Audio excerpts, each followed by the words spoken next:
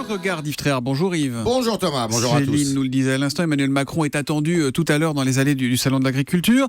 Macron, il vous intrigue. Pour vous, c'est un raisonnable qui ose tout en quelque sorte. C'est ça qu'on le reconnaît.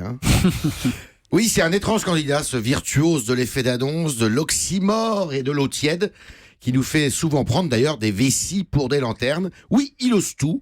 Même nous faire passer pour une révolution, qui est le titre de son livre, un programme économique on ne peut plus sage et classique. Alors on en saura plus demain, quand il le présentera, mais on sait déjà qu'il n'est pas question de revenir sur les 35 heures, l'ISF, de trop tailler dans les dépenses publiques, la fonction publique, et que s'il est élu, eh bien il fera du Hollande, mais en l'assumant. Macron, c'est un peu ce qu'écrivait le comte de Lampedusa, vous savez, dans le Guépard. Pour que tout change, il faut que rien ne change. Eh bien, Macron le dit lui-même, c'est une erreur de penser que le programme est au cœur de la campagne. Incroyable aveu. Et malgré cela, eh bien, c'est l'un des favoris, comme si les gens lui donnaient le bon Dieu sans confession. Vous me direz, il se dit christique lui-même. Mais donc il fait aussi des déclarations qui dérangent. Alors, c'est vrai. Il se plante parfois. À l'inverse, eh bien, il balance des énormités, prend des risques. Il ose dire que la colonisation est un crime contre l'humanité. Il présente ses excuses aux Algériens. Il affirme aussi qu'il n'y a pas de culture française, que l'art français n'existe pas. L'an dernier, il prétendait que les écoles juives enseignaient davantage la Torah que les savoirs fondamentaux.